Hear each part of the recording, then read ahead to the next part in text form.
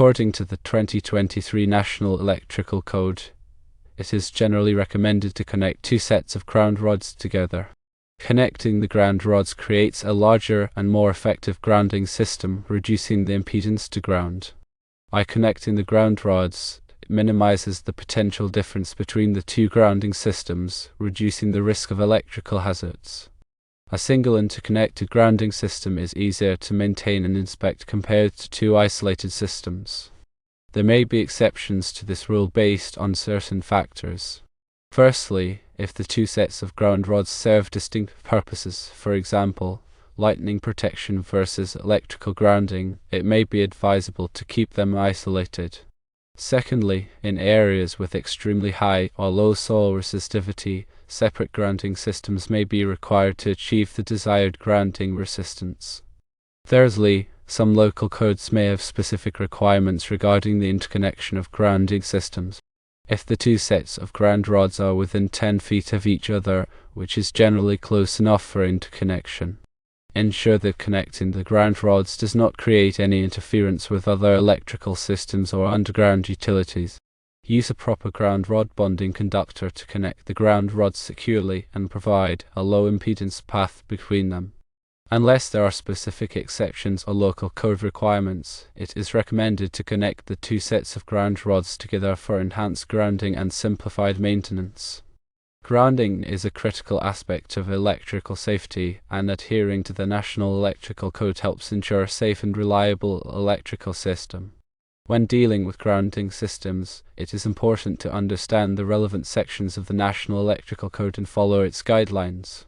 The National Electrical Code Section 250.50 covers grounding electrode systems and requires that all grounding electrodes present at each building or structure be bonded together to form a grounding electrode system. This includes ground rods, metal underground water pipes, metal building frames, and concrete encased electrodes. The purpose of this requirement is to create a low impedance path to ground for fault currents, thereby reducing the risk of electrical shock and fire. The National Electrical Code Section 250.52 specifies the types of grounding electrodes that are permitted by the code. These include metal underground water pipes, metal building frames, concrete encased electrodes, ground rings, and ground rods. Each type of grounding electrode has its own requirements for installation and sizing. Ground rods, for example, must be at least 8 feet long and 1/2 inch in diameter, and they must be driven into the ground at least 8 feet apart. The National Electrical Code Section 250.53 provides requirements for the installation of grounding electrodes. This section covers topics such as the depth of the ground rod, the spacing between ground rods, and the size of the grounding electrode conductor. The grounding electrode conductor is the conductor that connects the grounding electrode to the equipment grounding bus in the electrical panel. The National Electrical Code Section 250.64 covers the requirements for grounding electrode conductors and bonding jumpers.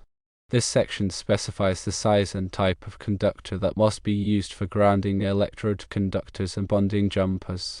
Bonding jumpers are used to connect different metal parts of the electrical system together to ensure that they are all at the same potential. The National Electrical Code Section 250.66 provides requirements for sizing the grounding electrode conductor for alternating current systems. The size of the grounding electrode conductor is based on the size of the service entrance conductors.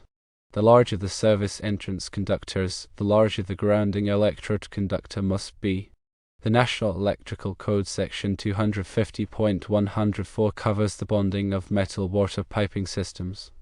This section requires that metal water piping systems be bonded to the grounding electrode system to prevent them from becoming energized in the event of a fault. The bonding conductor must be sized according to the size of the service entrance conductors.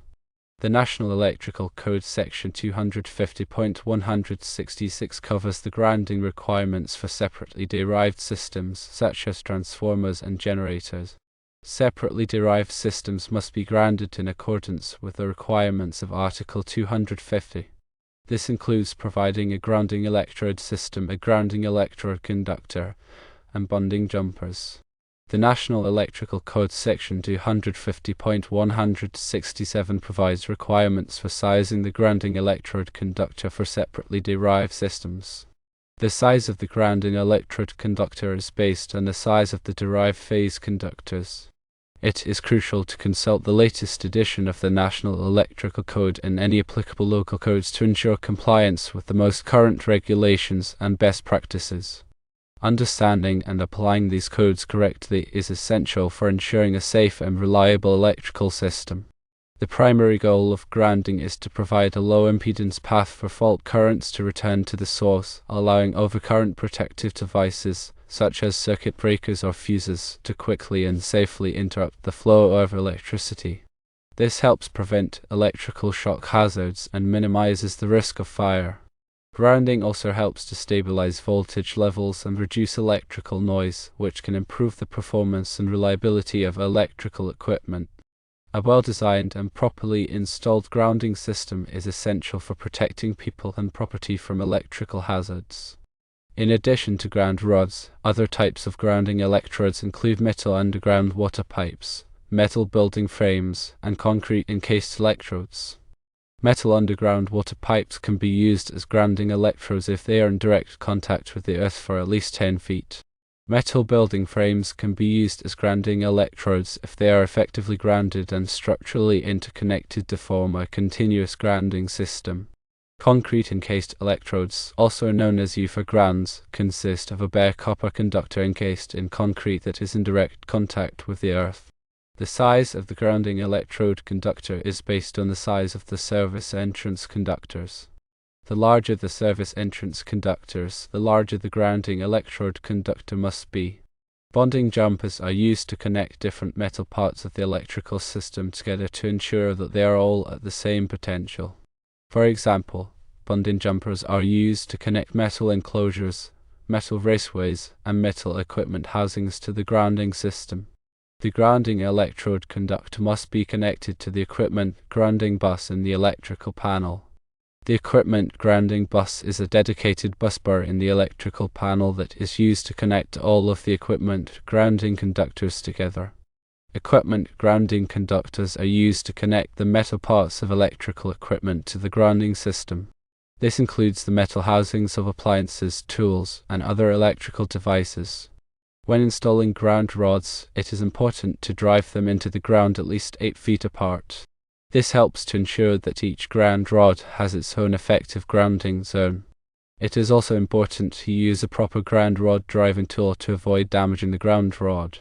The top of the ground rod should be buried at least 6 inches below the surface of the earth to protect it from damage. The grounding electrode conductor must be connected to the ground rod using a listed grounding clamp. The grounding clamp must be made of a material that is compatible with the ground rod and the grounding electrode conductor. The grounding electrode conductor must be protected from physical damage.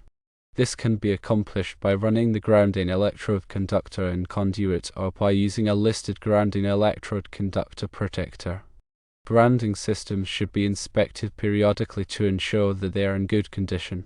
Ground rods should be checked for corrosion and damage. Grounding clamps should be checked to ensure that they are tight and secure. Grounding electrode conductors should be checked for damage and proper connection. If any problems are found, they should be corrected immediately. Proper grounding is essential for electrical safety. By following the National Electrical Code and best practices, you can ensure that your electrical system is properly grounded and protected from electrical hazards. Understanding the principles of grounding and bonding is essential for anyone working with electrical systems. Grounding and bonding are two distinct but related concepts that are crucial for electrical safety. Grounding provides a path for fault currents to return to the source, while bonding ensures that all metal parts of the electrical system are at the same potential. Together, grounding and bonding help to prevent electrical shock hazards and minimize the risk of fire. It is important to note that grounding and bonding are not the same thing. Grounding is the connection of the electrical system to the earth, while bonding is the connection of metal parts of the electrical system together. Grounding provides a path for fault currents to return to the source, while bonding ensures that all metal parts of the electrical system are at the same potential. The grounding electrode system is the primary means of grounding the electrical system. The grounding electrode system consists of one or more grounding electrodes that are connected to the earth. The grounding electrode system must be installed in accordance with the National Electrical Code. The grounding electrode conductor is the conductor that connects the grounding electrode to the equipment grounding bus in the electrical panel. The grounding electrode conductor must be sized according to the National Electrical Code. The equipment grounding conductor is the conductor that connects the metal parts of electrical equipment to the grounding system. The equipment grounding conductor must be sized according to the National Electrical Code. Bonding jumpers are used to connect different metal parts of the electrical system together to ensure that they are all at the same potential. Bonding jumpers must be sized according to the National Electrical Code. Grounding and bonding are essential for electrical safety. By following the National Electrical Code and best practices, you can ensure that your electrical system is properly grounded and bonded and protected from electrical hazards.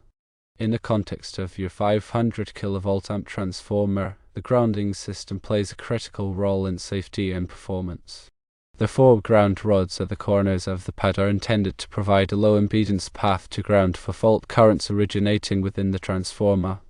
This helps to quickly trip over current protection devices and prevent dangerous voltage build-up on the transformer enclosure. The 2 additional ground rods being installed for the service inside the building are intended to provide a similar function for the building's electrical system. Connecting these 2 grounding systems together, as recommended by the current National Electrical Code, creates a more robust and effective grounding network.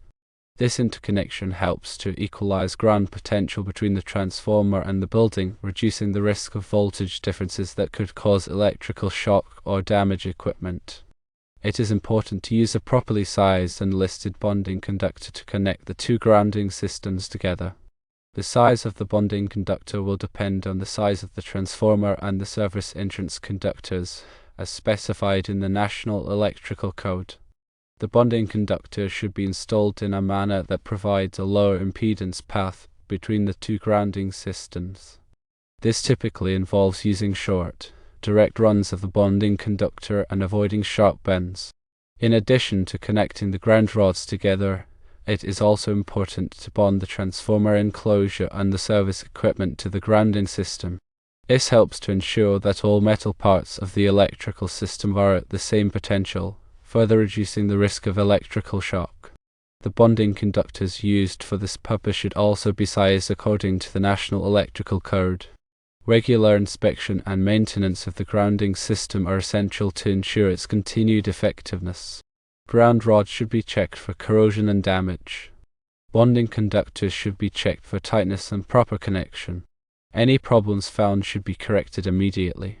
A properly designed, installed, and maintained grounding system is a critical component of a safe and reliable electrical system. By following the National Electrical Code and best practices, you can help to protect people and property from electrical hazards.